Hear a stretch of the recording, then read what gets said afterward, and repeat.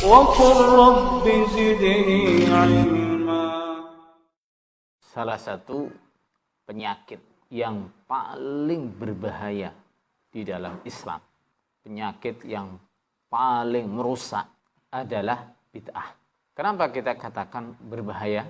Yang pertama, bahwa bid'ah itu adalah gerbangnya syirik. Salah satu apa? Gerbangnya syirik. Banyak kemusyrikan berawal dari bid'ah. Misal, menyembah kuburan, menyembah patung-patung. Ini kebanyakan berawal dari bid'ah. Bid'ah apa?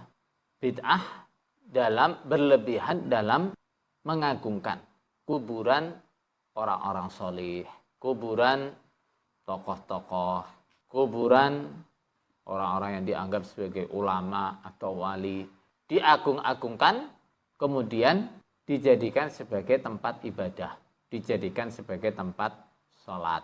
Ada yang di atas kuburannya dibangun masjid, atau karena dianggap kiai besar, karismatik, kuburannya sengaja dibikin di depan masjid, walaupun masih di luar masjid, sengaja dibikin di depan masjid dekat pengimaman.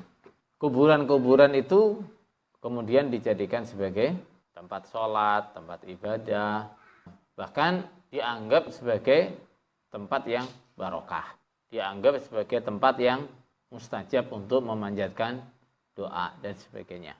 Kegiatan-kegiatan seperti inilah yang lama-kelamaan akan bergeser menjadi pekerjaan syirik. Lama-lama orang yang datang ke kuburan itu bukan mengerjakan sholat di dekat kuburan karena menganggap sholat di situ lebih pol, atau berdoa di situ karena menganggap doa di situ lebih mustajab, atau ibadah di situ karena dianggap itu tempat yang barokah. Lama-lama bukan begitu. Lama-lama yang disembah yang di kuburan itu. Ada hajat, mintanya, mengadunya kepada yang di kuburan itu. Ini contoh nyata bahayanya bid'ah yang paling besar. Yang kedua, bahayanya bid'ah adalah pelaku bid'ah relatif lebih sulit untuk diajak taubat daripada pelaku maksiat. Kenapa begitu? Karena pelaku maksiat umumnya dia menyadari bahwa yang dia kerjakan itu dosa, yang dia kerjakan itu maksiat. Sehingga dalam hati kecilnya pun dia sering apa? Berpikir, berharap suatu saat bisa taubat. Misal ada orang yang ngajak dia taubat, mungkin alasan yang keluar dari dia seandainya dia merasa belum mampu, apa yang dikatakan? Aku belum bisa. Bandingkan dengan ahli bid'ah. Pelaku bid'ah, dia nggak merasa salah. Merasa yang dia kerjakan itu ibadah. Merasa yang dia kerjakan itu adalah mencari ridho Allah. Merasa yang dia kerjakan itu dalam rangka taat kepada Allah Rasul. Juga nggak ada penyesalan. Nggak ada orang terus bid'ah terus berangan-angan suatu saat saya akan tobat dari bid'ah saya. Nggak. Kalau ada yang nasihati, ayo tobat, bingung dia. Loh, tobat apa? Wong ibadah kok disuruh tobat? Berbuat taat kok disuruh tobat? Bingung kan? Bingung. Jadi mengajak taubat orang yang mengerjakan bid'ah itu lebih sulit daripada mengajak taubat orang yang berbuat maksiat. Banyak lagi bahaya-bahaya lain dari bid'ah. Yang intinya termasuk penyakit yang paling berbahaya dalam Islam adalah bid'ah itu.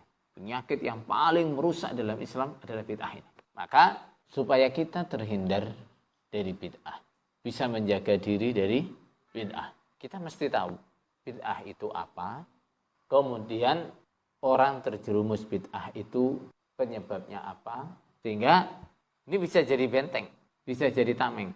Saya nggak boleh begini, sifat ini harus saya hindari. Kenapa? Sifat-sifat seperti ini atau kebiasaan-kebiasaan seperti ini bisa menjerumuskan saya kepada bid'ah. Kemudian selain untuk membentengi diri sendiri, manfaat kita mengenali bid'ah itu apa, penyebab bid'ah itu apa saja. Ini juga berguna, bermanfaat dalam kita berdakwah. Berdakwah membantu saudara-saudara kita yang terjerumus ke dalam bid'ah.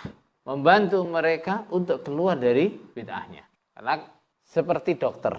Dokter itu akan lebih mudah mengatasi atau mengobati penyakitnya pasien kalau dia mengenali betul apa sebenarnya yang diderita oleh pasien ini dan apa penyebabnya.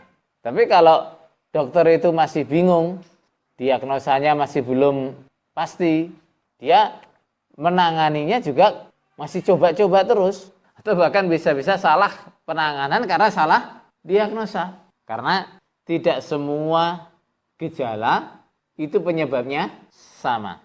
Kadang gejalanya sama, tapi penyebabnya beda. Tentu membutuhkan penanganan yang berbeda juga. Misal sekarang, sama-sama orang mengeluh pusing. Orang pusing itu karena apa saja?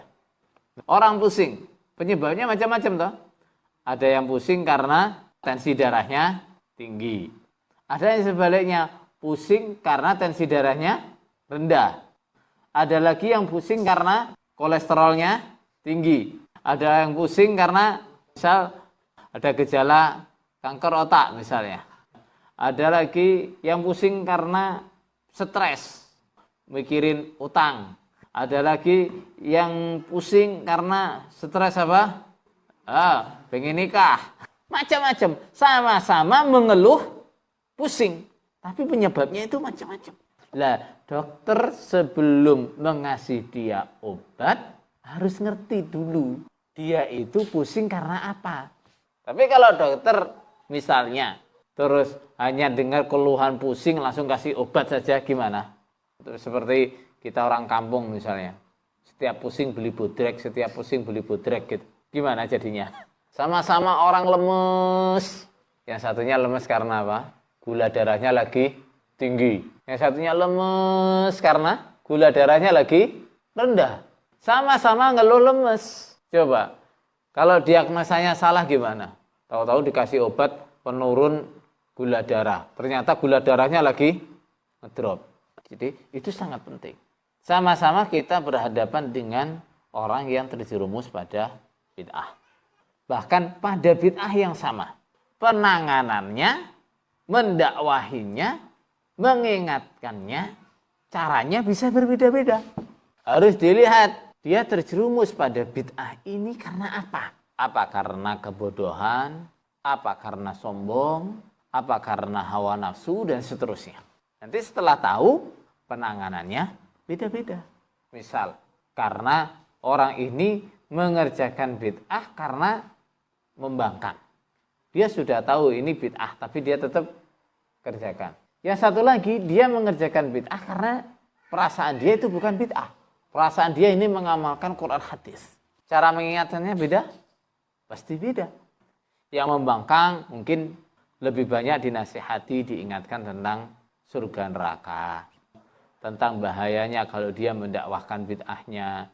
Nanti dia akan menanggung dosanya orang-orang yang disesatkan dan seterusnya. Nah, sementara yang terjerumus pada bid'ah karena kebodohannya, gimana? Ya ditelateni, diterangkan, dikasih pengertian bahwa yang kamu kerjakan sekarang ini bid'ah. Yang kamu pahami sekarang ini salah. Begitu. Bukan lagi ditakut-takuti, jangan bid'ah itu bahaya. Jangan kerjakan bid'ah itu merusak. Bid'ah itu bisa menjadi gerbangnya syirik dan seterusnya. Bukan itu. Kenapa? Karena dia nggak merasa mengerjakan. Yang dia butuhkan sekarang adalah pengertian, penjelasan bahwa yang sedang dia yakini sekarang ini bid'ah. Yang sedang dia kerjakan sekarang ini bid'ah. Itu harus dijelaskan. Itu pentingnya memahami penyebab terjadinya bid'ah.